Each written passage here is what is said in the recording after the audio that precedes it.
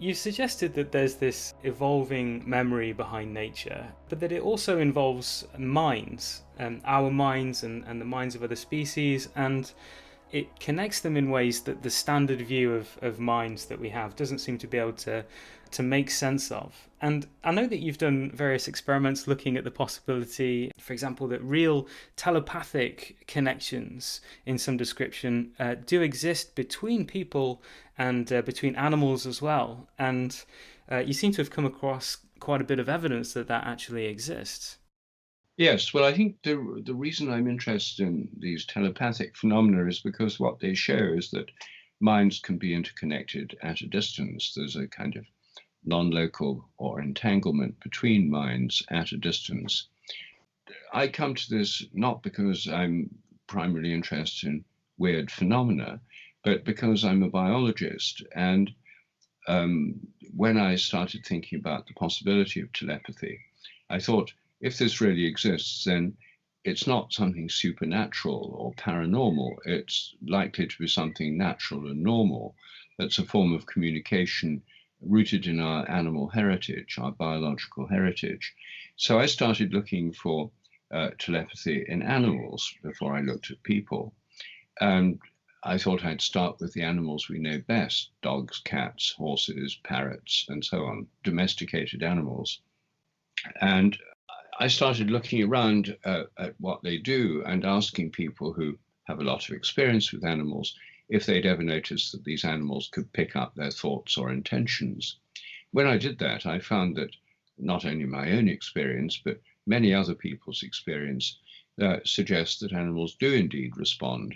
Dogs are particularly sensitive to our thoughts and intentions, or so are cats and horses. Um, and then the standard argument is, yes, of course, they can pick these up. They're sensitive to subtle cues. They pick up body language and so forth. That's all true. Um, but they also respond to thoughts and intentions at a distance. And the easiest to investigate experimentally is the ability of dogs and cats to know when their owners are coming home.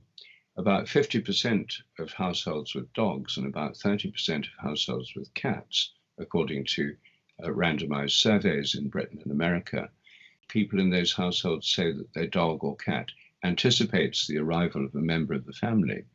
And sometimes this is 10, 15 minutes, even half an hour in advance. The skeptics say, oh, well, they're just coming at routine times, so, or they're just, the longer the person's been away, the more they start waiting, or they hear the sound of a car engine from miles away because they've got sensitive hearing, all those kinds of arguments. But without any evidence, these are speculations. So I've tested them. And in experiments where we film the place the dog waits, we have people come home from at least 5 miles away at random times that are not known to them in advance, and in vehicles they've never been in before. The dogs still know. They seem to pick up people's intentions from a distance. And in the human realm, the commonest kind of telepathy is between people in relation to telephone calls.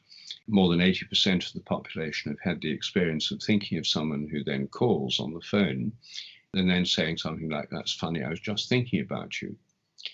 Again, the skeptical way of dismissing this is to say, well, you think about people all the time. One of them then rings and you falsely imagine it's telepathy. You just forget the millions of times you're wrong. Well, again, that's a reasonable hypothesis, but in science we need evidence, not just hypotheses. And when I looked into this, I found none of these skeptics had ever done a single experiment to look at this. It was just an armchair argument. I've done experiments on telephone telepathy, many of them. All this is published in peer-reviewed journals, where the subject names 4 people they might be telepathic with. They sit at home being filmed on a video camera with a landline phone with no caller ID. My research assistant picks one of the callers at random using random number tables or random event generator or throwing a die, rings up that person and asks them to call their friend. So think about them for a moment or two and then call them. And then the phone rings, the person has to guess before they pick it up which of those four callers is calling.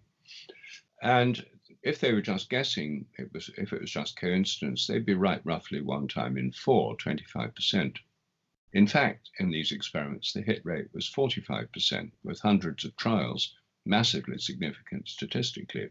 So I think the evidence is pretty good for the existence of telepathy, not just from my own experiments, but many other people's as well. But the very mention of telepathy creates a kind of strong emotional reaction in committed materialists because they believe it can't possibly happen because the mind's nothing but the brain and couldn't work at a distance.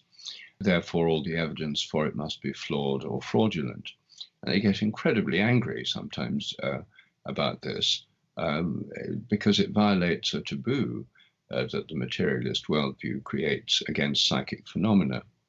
But most people in the population don't have a problem with it. In fact, lots of people just take it for granted. And sometimes people say to me, why do you waste your time trying to prove things that everyone already knows? Well, there's a sense in which most people do know these things, but if they've got a university degree, they often feel they ought to pretend that they don't believe in them or they're impossible.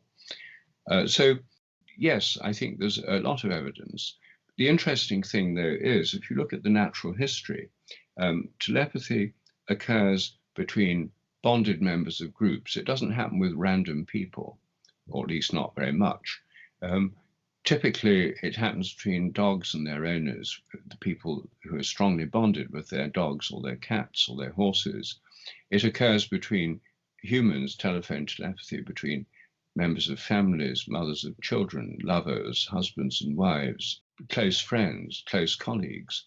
And I think that it's to do with social bonds between members of bonded social groups. And I think in the wild, among wild animals, it's an essential means of communication when the group splits up. For example, when wolf cubs are left in the den and the adult wolves go out hunting, ranging over tens or even hundreds of miles, the social bonds between the adults and the young in the den are not broken, they stretch. And they can be sensitive to what's happening to the others, especially to things to do with emotions and needs through these emotional bonds, which aspects of what I call morphic fields. But these only occur between bonded members of social groups. In a sense, this is the analogy in physics that's closest to this is quantum entanglement. In a quantum system, if electrons or photons leave an atom or molecule, they remain entangled with it, they're still part of the same system. And these non-local connections or entanglements stretch over enormous distances, miles and miles. They don't fall off with distance. But what they depend on, quantum entanglement, depends on having been part of the same system to start with. And I think that's very much the case in telepathy with animals and with people. They're part of the same social group. And even at a distance, this linkage remains. So anyway, I think that telepathy is it reveals something about the way that social bonds work and the way that minds work. And as far as most people are concerned in Britain and everywhere else in the world, this is simply a fact. It's part of everyday life. Most people have had experiences of it. It's only when you enter the kind of educated, academic, materialist, intellectual world that it becomes intensely controversial and where there's a whole culture of denial. It's remarkable, actually, the denialism around something which is not only part of everyday life for lots of people and for lots of animals, but also something for which there's now very good scientific evidence. Yeah, it's really a very interesting subject, and there does seem to be a lot of evidence that these psi connections do occur. And I just wanted to mention, because it relates to your work, but my dad is actually an identical twin, and he and his brother have had quite a number of experiences that are fairly suggestive of this kind of connection, which is really quite difficult to explain within a kind of a materialist view. To just give an example, which you'll be very familiar with, is that there's been quite a number of times where they've called each other on the phone at exactly the same time, such that the line becomes engaged. And, what makes it a bit more interesting is that they don't necessarily speak all that regularly, and they don't have a scheduled time to call. But apparently this has just happened a surprising number of times, and it's just one of several strange apparent connections that they believe that they've had with each other over the years. No, I was just going to say, identical twins are particularly interesting in this because they're often even more connected than other kinds of people. And I think the fact that they've, shared the same womb when they're developing and even come from the same egg is just one of those things that establishes this kind of entanglement or connection more strongly than with most other people. Yeah, why do you think it is that twins seem to be significantly more prone to these psi experiences? Is there a significance of their being quite similar, both physically and mentally, perhaps as well, from a kind of morphic resonance view of their tuning in to the same information in some way? Yes, I think so. I mean, morphic resonance occurs most strongly between organisms that are similar. And the maximum similarity you can have really is with identical twins. So they'd be the most morphically resonant of all people. Actually, I think this helps to shed light on some of the puzzles of genetics. A lot of genetical research is based on identical twins. The idea is that if you have identical twins separated soon after birth, then any similarities that show up between them in later life must be genetic, must be part of nature rather than nurture. They've had different environments, different educations, different families, different upbringings, because they've been adopted by different families. So if it's all about the environment, they ought to be very different. If they're very similar in spite of the environment, the normal argument is this proves it's just genetic. And a lot of the evidence for genetic determinism on which sociobiology and selfish gene theories are based comes from these identical twin studies.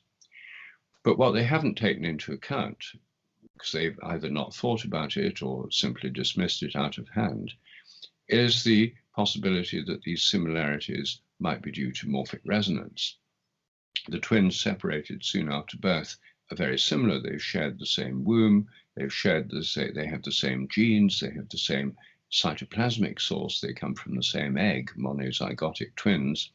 They're in extraordinarily strong resonance with each other, even if separated, even if growing up in different families. And many of these twin studies have shown extraordinary similarities between twins that even geneticists would not have expected. Things like calling their kids by the same name, having similar hobbies, choosing furniture the same color, and so forth. Even extreme genetic determinists wouldn't have expected that. So I think that, in fact, morphic resonance can account for many of these phenomena with identical twins. And because people have just assumed that these similarities must be genetic, it's one reason that genes have been grossly overrated for decades. And in fact, there's now a crisis in genetics. It's called the missing heritability problem, where it turns out that genes just don't account for most of what they were supposed to account for, because they got a wild overestimate of their importance from these identical twin studies by neglecting the possible role of morphic resonance. Hi everyone, that was a clip from my conversation with the biologist Rupert Sheldrake on the Waking Cosmos podcast, which is a philosophy podcast which takes an open-minded approach to questions about the nature of consciousness and its place in reality. You can listen to my full conversation with Rupert over on my YouTube channel through the link in the description, or alternatively you can find us on the usual places such as Apple Podcasts, Spotify and SoundCloud. Remember that hitting like on this video does help us out algorithmically, and if you'd like to do so, you can support the continued existence of this podcast through Patreon over at patreon.com/wakingcosmos. Thank you.